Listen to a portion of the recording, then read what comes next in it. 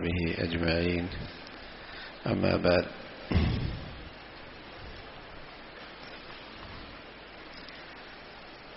فأعوذ بالله من الشيطان الرجيم بسم الله الرحمن الرحيم وسماكم المسلمين صدق الله العظيم.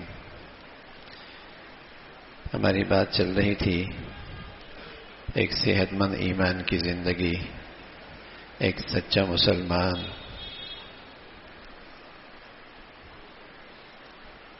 شریعت کے آئینے میں اس کی صحیح اور سچی تصویر کیا ہے. تو اسی میں یہ بات بھی ہے کہ ایک سچا مسلمان اور ایک صحت مند ایمان اچھے اخلاق پہ ہوتا ہے، اس کے اخلاق اچھے ہوتے ہیں.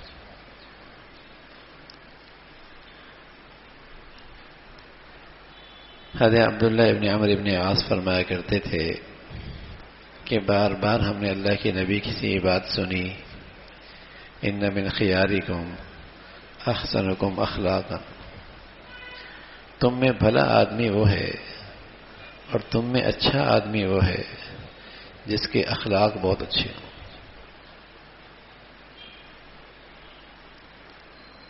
فحش گوئی، بد گوئی، لیس من الاسلام فی شیء، اسلام میں اس کی کوئی گنجائش نہیں.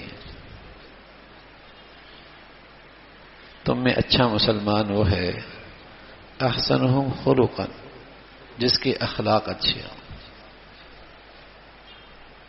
اچھے اخلاق والا.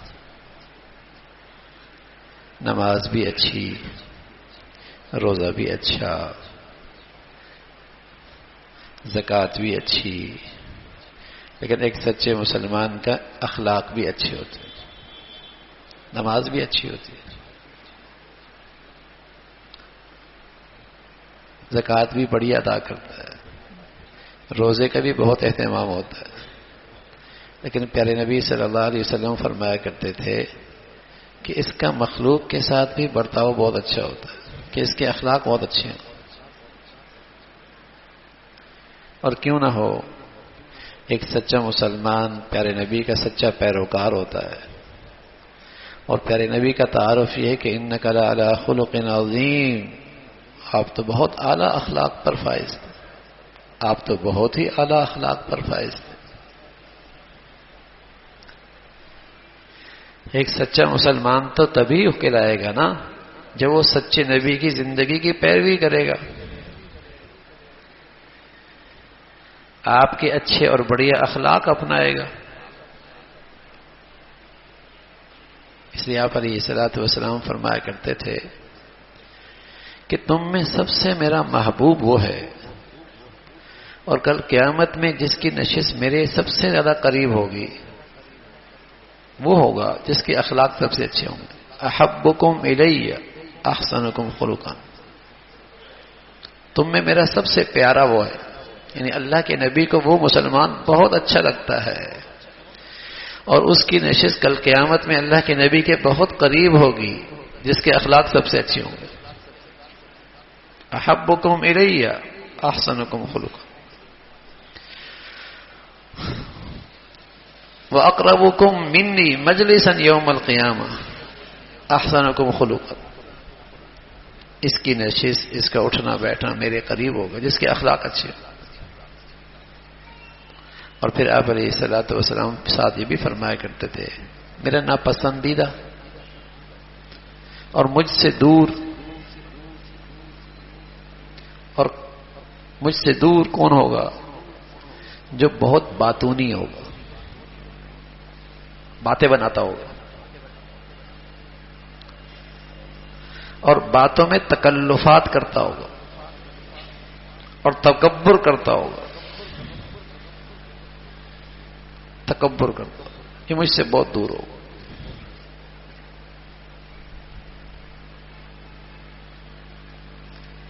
ان کمزوریوں کے ساتھ وہ میرا پسندیدہ نہیں ہے. اس لیے آپ علیہ الصلوۃ والسلام فرمایا کرتے تھے یہ اتنا بڑا عمل ہے کہ ایک آدمی زندگی کا ہر دن روزے سے گزار دے اور زندگی کی ہر رات تہجد میں گزار دے اور پوری رات گزار دے اور پوری زندگی ایسا کر لے، جو مرتبہ اور مقام اسے ملے گا اچھے اخلاق والا بھی اسی مرتبے پہ فائز ہوگا۔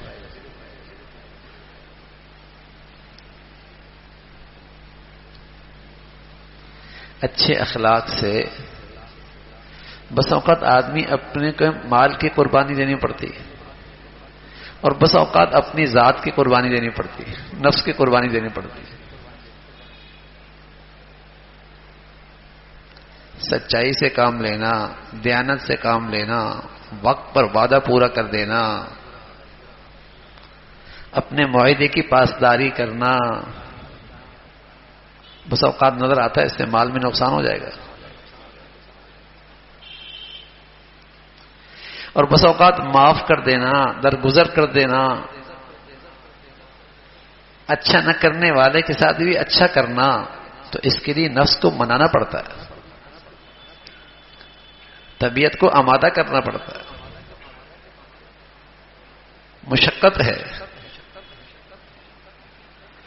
تبھی پیارے رسول صلی اللہ علیہ وسلم فرمایا کرتے تھے کہ ایک سچا مسلمان اچھے اخلاق والا ہی ہوا کرتا، اس کے اخلاق اچھے ہوتے، اور یہی اس کی اچھائی ہے، یہی اس کے کمال ایمان ہے کہ اس کے اخلاق اچھے۔ اکمل المؤمنین احسنکم خلقا، کمال ایمان اچھے اخلاق کے ساتھ۔ اچھے اخلاق والا روزے دار، تہجد گزار، اس کا مرتبہ پا لیا کرتا ہے، اخلاق اچھے۔ ایک صحابی فرمایا کہ اسامہ ابن شریک ہم حضور علیہ الصلوۃ والسلام کے پاس بیٹھے ہوئے تھے، اور ایسے متوجہ اور سکون سے تھے جیسے ہمارے سروں پہ پرندے بیٹھے، ما یتکلم منا متکلم، ہم میں سے کوئی بات چیت نہیں کرتا، خاموش یکسو ہو کے، اور اتنے سکون سے کہ اگر جیسے کہ ہمارے سروں پہ پرندے بیٹھے۔ تو لوگوں نے کہا یا رسول اللہ من احب عباد اللہ الی اللہ تعالی، اللہ کے ہاں لوگوں میں کون زیادہ پیارا ہے اور کون اللہ کو زیادہ محبوب ہے؟ آپ نے فرمایا احسنکم اخلاقا، جس کے اخلاق اچھے،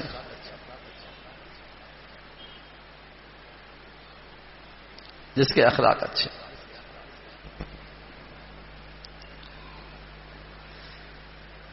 اللہ کے نبی صلی اللہ علیہ وسلم حضرت ابو ذر سے کہنے لگے الا ادلکم علی خصلتین، اب تمہیں دو اچھی خوبیاں بتائیں،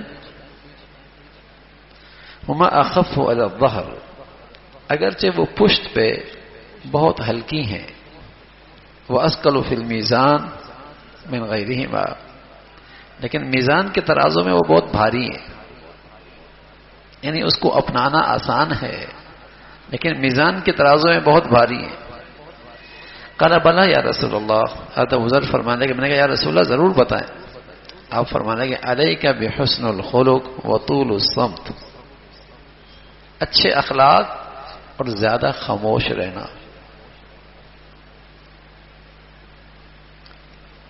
پھر اللہ کے نبی قسم کھا کے فرمانے لگے یہ وہ خوبیاں ہیں کہ اس جیسی خوبصورتی انسان کے لیے نہیں ہو سکتی، جو خوبصورتی ان دو خوبیوں سے انسان میں ہو سکتی ہے اور کسی چیز سے ایسی خوبصورتی آدمی میں نہیں آ سکتی۔ آدمی کی زندگی میں کشش،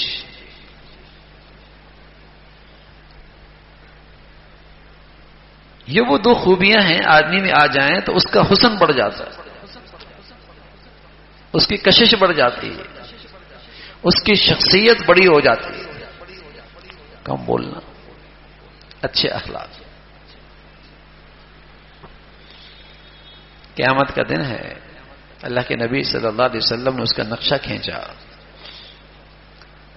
نیکیوں کا پلڑا ہوا میں اڑ رہا ہے، گناہوں کی اور خطاؤں کا پلڑا بھاری ہو رہا ہے۔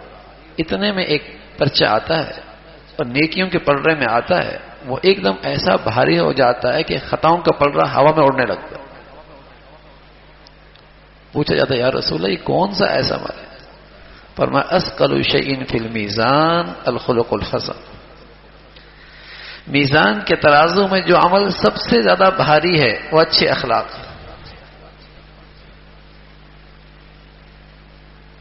اللہ تعالیٰ ہمیں نصیب فرما دے، اللہ تعالیٰ ہمیں نصیب فرما دے.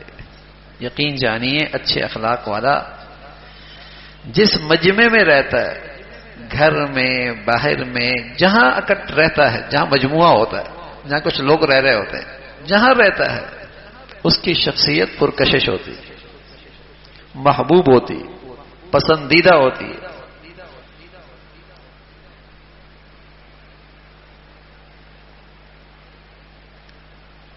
اللہ تعالیٰ نے ہمیں مٹی سے بنایا نا. مٹی اگر اپنی جگہ پہ رہے تو بہت قیمتی ہو جاتی ہے، اس سے بہت ساری چیزیں بنائی جا سکتی ہیں. لیکن اگر یہی مٹی گرد بن جائے اور آنکھوں میں پڑے، لوگ جھاڑ دیتے، لوگ جھاڑ دیتے. تو مٹی سے بنا انسان اگر عاجزی کرے گا نا تو بہت قیمتی ہے. تکبر کرے گا لوگوں کی نظروں سے گر جائے گا.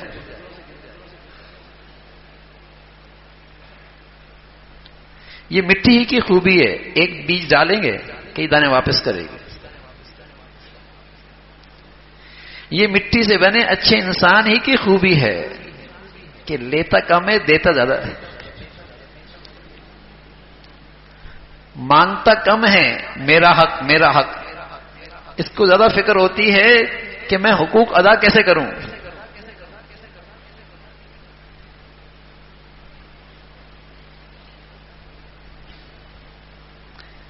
یہ مٹی ہی کی خوبی ہے کہ کوئی چیز گر جائے تو چھپا لیتی، جذب کر لیتی. یہ مٹی سے بنے اچھے انسان ہی کی خوبی ہے، کسی کمزوری دیکھ لے پردہ ڈال دیتا، ستر پوشی کرتا. دنیا میں ایسا کرے گا، کل قیامت میں اللہ ایسا کریں گے اس کے ساتھ.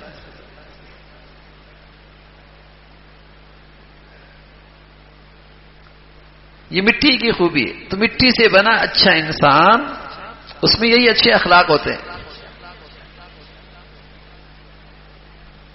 اخلاق اچھے.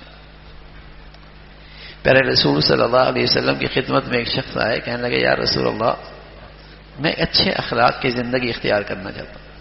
آپ نے فرمایا اچھے اخلاق میں سب سے کم درجہ اخلاق وہ ہے انصاف. اعلیٰ درجہ تو بہت ہے، احسان، ایثار، یہ تو اعلیٰ درجہ. کم از کم درجہ اخلاق کا کیا ہے؟ عدل، انصاف. کیونکہ اگر اس سطح پر بھی نہیں ہے تو پھر ظالم ہے، اگر عدل بھی نہیں ہے تو پھر ظالم ہے. اور عدل کا معیار کیا ہے؟ فرمایا احب للناس ما تحب لنفسك تكن اعدل الناس. یہ ہے عدل کہ جو تم اپنے لیے پسند نہ کرو وہی اپنے بھائی کے لیے بھی پسند نہ کرو، اور جو تم اپنے لیے چاہ لو وہی اپنے بھائی کے لیے بھی چاہ لو. یہ ہے عدل. میں نہیں چاہتا کوئی میرے پیٹھ پیچھے میرے تذکرے برے کرے، تو کوئی مسلمان بھی تو نہیں چاہتا، کوئی بھائی بھی تو نہیں چاہتا. میں نہیں چاہتا میں کسی کی ٹو میں رہوں، اس کے چھپے رازوں کو تلاش کرتا رہوں، ڈھونڈتا رہوں، تو دوسرا بھی تو نہیں چاہتا. میں نہیں چاہتا کوئی میرے بارے میں بدگمانی کرے، تو دوسرا بھی تو نہیں چاہتا. میں نہیں چاہتا کوئی میرے سے وعدہ کرے اور پھر پورا نہ کرے. میں نہیں چاہتا کوئی میرے ساتھ معاہدہ کرے اور پھر اس کی پاسداری نہ کرے. میں نہیں چاہتا کوئی میرے ساتھ جھوٹ بولے، تو بھائی دوسرا بھی تو نہیں چاہتا. میں نہیں چاہتا کوئی میری عزت نفس مجروح کرے، دوسرا بھی تو نہیں چاہتا. تو جو تم نہیں چاہتے وہ دوسرے بھی نہیں چاہتے نا. تو عدل اسی کا نام ہے کہ جو تم اپنے لیے نہیں چاہتے ہیں وہ دوسروں کے لیے بھی اختیار نہ کرو. میرا نوکر ہے، میرا ملازم ہے، میرا ماتحت ہے، میں اس کی عزت نفس مجروح کروں، تو میں تو نہیں چاہتا میری کوئی عزت نفس مجروح، تو وہ بھی نہیں چاہتا.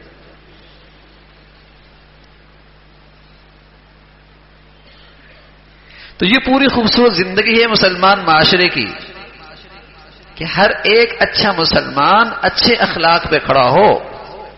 کم از کم اخلاق اتنا تو ہو کہ انصاف ہو، میں نہیں چاہتا کوئی میرے لیے تکلیف کا باعث بنے تو تم بھی نہ بنو. میں نہیں چاہتا میں کوئی میرے لیے کانٹا بنے، تمہاری زندگی میں دوسروں کو یہ نہ چبھے نا. میں نہیں چاہتا کوئی اپنی زبان پہ میرے لیے کانٹا رکھے، زبان کے ڈنگ مارے، تو دوسرا بھی تو نہیں چاہتا. میں نہیں چاہتا کسی کی زبان کے اندر کڑواہٹ ہو، تو دوسرا بھی نہیں چاہتا. اللہ تعالیٰ ہمیں اخلاق نصیب فرما. ہاں میرے عزیزو، اچھے اخلاق کے ساتھ فرائض اور واجبات، اللہ کے حقوق ادا کرنے سے بھی انشاءاللہ بہت بڑا مرتبہ ملے گا، اور اخلاقی کمزوریوں کی وجہ سے بہت بڑی نیکیوں کا ڈھیر بھی بد اخلاقیوں کی وجہ سے ضائع ہو جائے گا. بڑی بڑی نیکیاں بھی ضائع ہو جائے گا. اخلاق اچھے ہو، اچھے اخلاق. آدمی چوری پہ معافی مانگ لیتا ہے، شراب پہ معافی مانگ لیتا ہے، ہاں مخصوص گناہ ہیں ان پہ معافی مانگ لیتا ہے، لیکن اخلاقی جو کمزوریاں ہیں جس سے دوسروں کو تکلیف ہو رہی ہے، میں اس پہ معافی نہیں مانگتا اللہ تعالیٰ سے، بندوں سے بھی نہیں مانگتا. لیکن یہ ایسا سنگین جرم ہے کہ اللہ بھی نہیں معاف کرتے جب تک کہ بندہ معاف نہیں کرتا. ایسا سنگین گناہ ہے یہ. تو پیارے رسول صلی اللہ علیہ وسلم تو دعا کیا کرتے تھے، اور اپنی امت کو یہ دعا سکھائی بھی کہ جب تم آئینہ دیکھو نا تو یوں کہا کرو، اللہم احسنت خلقی فاحسن خلقی. اللہ آپ نے میری چہرہ کتنا خوبصورت بنایا، میرے اخلاق بھی خوبصورت بنا دے. سبحان اللہم احسنت خلقی. اللہ آپ نے میرا خلق، جسم اچھا بنایا ہے، چہرہ اچھا بنایا ہے. فاحسن خلقی، میرے اخلاق بھی اچھے کر دے. اللہ سے آدمی مانگتا بھی رہے، کوشش بھی کرتا رہے، اور اللہ کریم سے کمیوں پہ معافی مانگتا رہے. اللہ کریم سی ذات سے امید ہے انشاءاللہ کل قیامت میں اچھے لوگوں ہی کے ساتھ اشر فرمائیں گے. کوشش تو کی ہے نا، اپنی سے تو کوشش کی. بڑے سے بڑے نیک آدمی سے بھی بس اوقات دوسروں کو تکلیف پہنچ جاتی ہے، لیکن سبحان اللہ صدیق اکبر رضی اللہ تعالیٰ نے بنو سلمہ کا ایک شخص ہے، بات سخت کہہ دی، انہیں بری لگی، فوراً کہہ رہے بھائی مجھے معاف کر دو، بھائی مجھ سے غلطی ہو گئی. کون اتنا بڑا آدمی معافی مانگ رہا ہے؟ کہا میں تو نہیں بولوں گا، میں تو نہیں بولوں گا. صدیق فرمان لگے رضی اللہ، بھائی بول دے ورنہ میں تجھے تیری بات اللہ کے نبی سے کہہ دوں گا. بنو سلمہ کے لوگ آئے، کہنے لگے عجیب بات ہے، کہا بھی خود ہے، شکایت بھی خود لگائے گا. وہ آدمی بڑا سمجھدار تھا، کہنا جانتے ہو یہ حضرت صدیق ہیں، اگر اللہ کے یہ ناراض ہو گئے تو اللہ کے نبی ناراض ہو جائیں گے، اللہ کے نبی ناراض ہو جائیں گے تو اللہ ناراض ہو جائیں گے، اللہ جل شانہ ناراض ہو جائیں گے. اب صدیق حضور علیہ الصلوۃ والسلام کی خدمت میں کہا یا رسول اللہ میں نے اسے یہ کہہ دیا ہے، اب میں اسے کہہ رہا ہوں تم بھی مجھے یہی کہہ دو تاکہ برابری ہو جائے، اللہ کے یہاں مواخذہ نہ ہو. حضور علیہ الصلوۃ والسلام فرما اس سے بنو سلمہ کے شخص سے کہا تم کہو تو نہیں لیکن یوں کہہ دو اللہ تجھے معاف کر دے، اللہ تعالیٰ تجھے معاف کر دے. اللہ تعالیٰ تو انسان ہے، اونچ نیچ تو گھروں میں بھی ہو جاتی ہے، آدمی اکٹھا رہتا ہے کسی کو تکلیف پہنچ جاتی ہے، لیکن اچھا انسان جلدی اپنی غلطی کا اقرار کر لیتا ہے. یہ اچھا، اللہ کو یہ پسند ہے، یہ چیز اللہ کو پسند ہے. امت کے بہت بڑے آدمی، بلکہ اس امت کے سب سے بڑے آدمی، ایمان اسلام کے لحاظ سے اس امت کی سب سے بڑی شخصیتیں دو ہیں، حضرت ابو بکر رضی اللہ تعالیٰ عنہ، حضرت عمر رضی اللہ تعالیٰ. کچھ بات ہو گئی آپس میں، حضرت عمر رضی اللہ تعالیٰ ناراض ہو گئے. اب ناراض ہو گئے، گھر چل دیے. ادھر حضرت صدیق اکبر رضی اللہ عنہ پیچھے پیچھے بھائی معاف کر دو نا، معاف کر دو. گھر پہنچ گئے.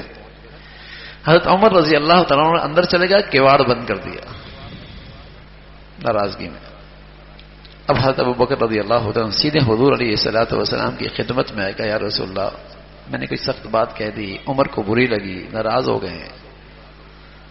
آپ میری سفارش کریں نا کہ عمر مجھے معاف کر دے. ادھر عمر رضی اللہ تعالیٰ گھر میں بیٹھے ٹھنڈے ہوئے, فوراً خیال آیا کہ ابو بکر رضی اللہ عنہ ناراض ہوگا تو اللہ کے نبی محسوس کریں گے. دوڑے اور سیدھے حضرت صدیق اکبر کے گھر پہنچے رضی اللہ عنہ. گھر میں نہیں ہے, سمجھ گیا حضور علیہ الصلوۃ والسلام کے پاس. اور جیسے ہی حضور کے پاس پہنچے تو حضرت صدیق اکبر رضی اللہ عنہ گھٹنوں میں بیٹھ کر فرمانا یا رسول اللہ آپ انہیں کہہ دینا مجھے معاف کر دیں. ادھر حضرت عمر فرمانا یا رسول اللہ آپ حضرت صدیق سے کہیں مجھے معاف کر دیں. سبحان اللہ, دونوں ایک دوسرے سے معافی مانگ رہے. یہ ہے ایمان, یہ ہے ایمان کی زندگی. کمیاں تو ہو جائیں گی, انسان جو ہیں زبان بھی پھسل سکتی ہے, اونچ نیچ بھی ہو سکتی ہے. آدمی کے اندر یہ ساری چیزیں اللہ نے رکھی ہیں.